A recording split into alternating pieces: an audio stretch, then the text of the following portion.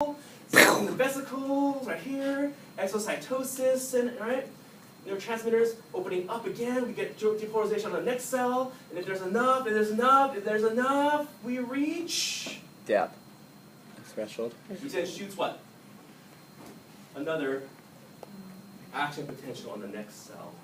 Okay, it's a repetitive process. You need to know a couple things though. There are two types of neurotransmitters. See, I'm trying to freak you out. This is movie and text. All right, I just figured that we could do this. There are two major types of neurotransmitters: excitatory and inhibitory.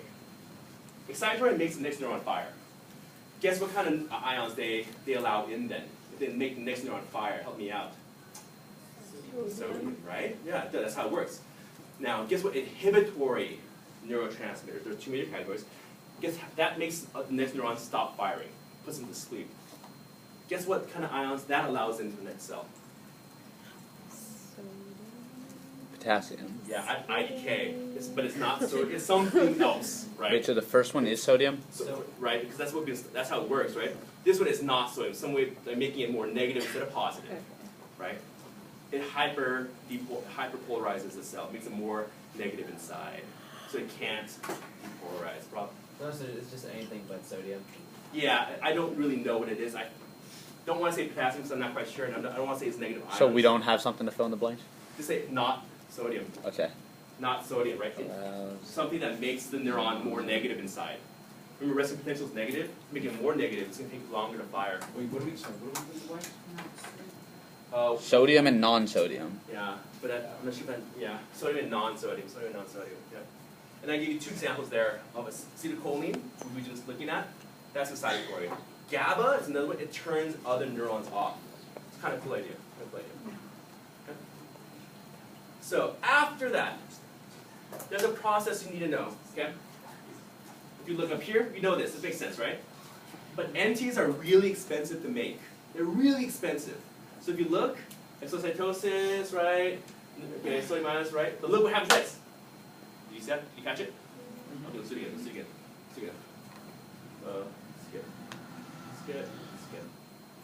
Okay, so I need you to look at this right here. Okay, ready? Here we go.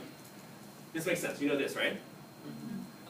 I want you to know that neurotransmitters are biologically really expensive to make. They're proteins. So like these neurotransmitters are released, right?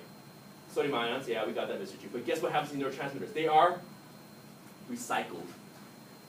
They're recycled. We call that reuptake. Because neurotransmitters are really just like the big molecules.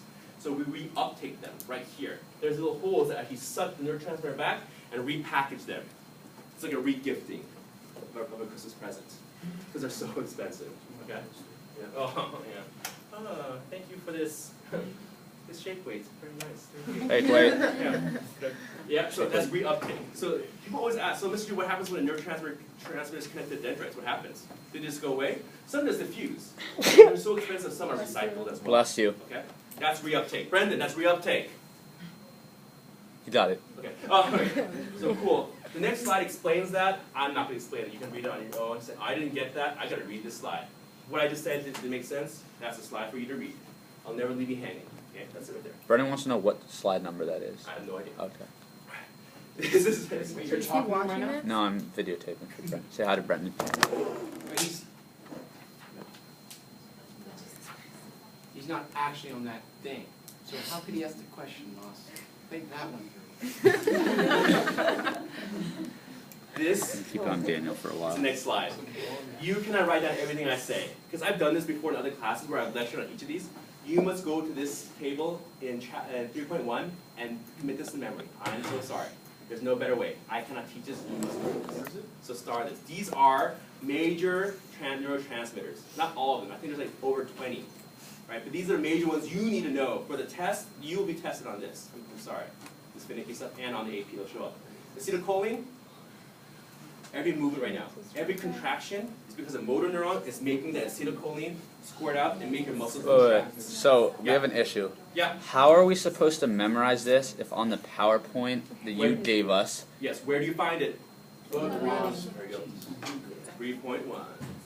Hey, Vern, I don't need the sass, okay? Right. So this is the thing though. Not enough ACH, Alzheimer's. That's what. Who cares about this stuff? We're going to go to the issues of malfunctions. That's why we need to know this. If someone could fix that, increase ACH in the brain, we could fix this. And that now is important to us. Next, dopamine. This is movement, but if ACH is about contractions, dopamine is about this. You can look at me real quick. Coordinated movements.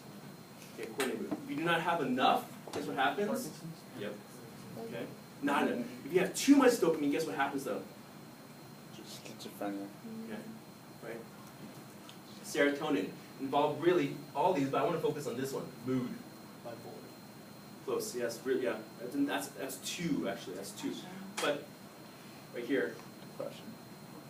Okay. Yeah, but you're you're right on it, right? Not enough serotonin leads to, they're correlated. I'm gonna say correlated. We don't know if it's cause yet. Correlated to this. So Prozac, guess what it does? Gives you There's more serotonin. Somehow, right? Okay. Norepinephrine keeps you alert, Drowsiness. right? If you undersupply, right? Depressed mood. Too much. That's meth, people. That's meth. That's how meth works. Okay. GABA. An inhibitory neurotransmitter. This turns other neurons off. So if you don't have enough of this, guess what you can have? Does that make sense? Wow. Who's ever had laid in bed and they couldn't turn their mind off? Not enough this maybe, right? Yeah, maybe. Finally, glutamate, major excitatory neurotransmitter, involved in memory. Too much can lead to seizures. Anyone allergic to MSG in Asian food? No?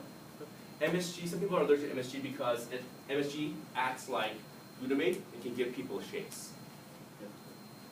This. Does anyone know where this is in the book? It's the last in the section. Thank you. What figure? Do you remember the figure number by chance? 1.34.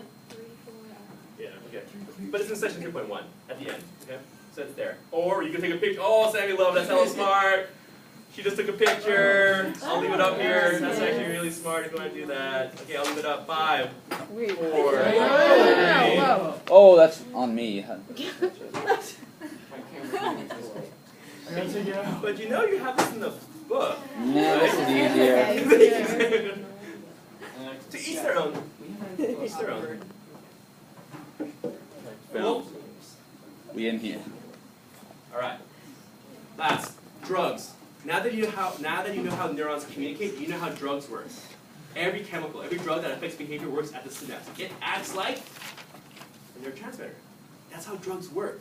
The meth, the Prozac, all that stuff. So you need to know two major categories of drugs. These are not neurotransmitters. These are drugs that act like neurotransmitters.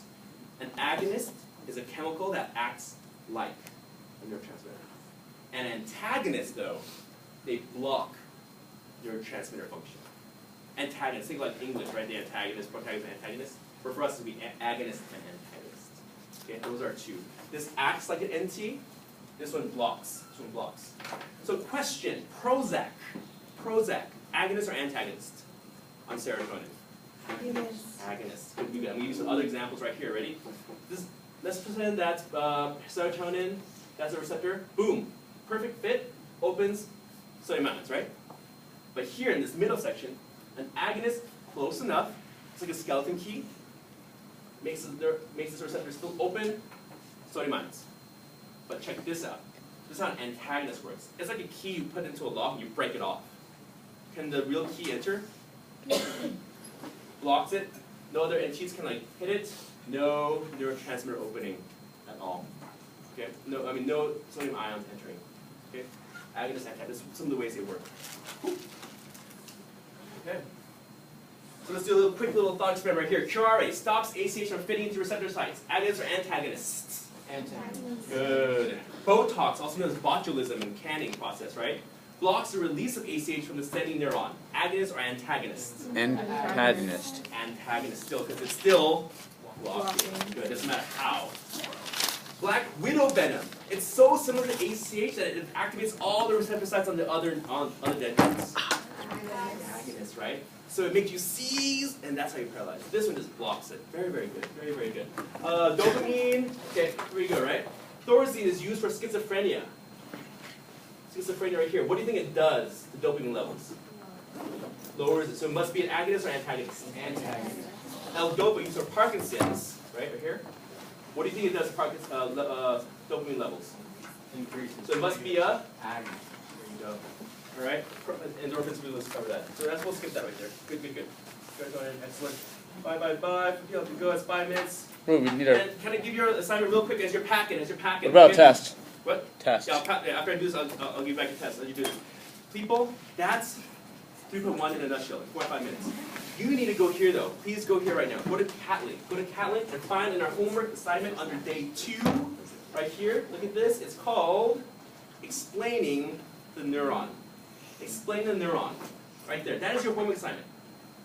Because if you can teach it, then you know it. Read the assignment very carefully. The due date is on a Monday, the 20th. Check the due date. I'm not quite sure right now off the top of my head. 24th. Thank you. Check it. Basically, you get to use explain everything to make 2 different recordings. One that explains neuron structure, one that explains neuron impulse events. Okay? Play with explain everything. We're not going to ding you on the tech stuff. We just want to see if you can teach it. Cool thing, and I want you to explore. You can actually record your voice over your writing, so you can make your own video of explaining these amazing processes that's hard to understand. Is this a group assignment or individuals? So we need everyone to know this. Coolio? Okay. So you guys got that? Thanks, guys. Brandon's got it Pass too. that test.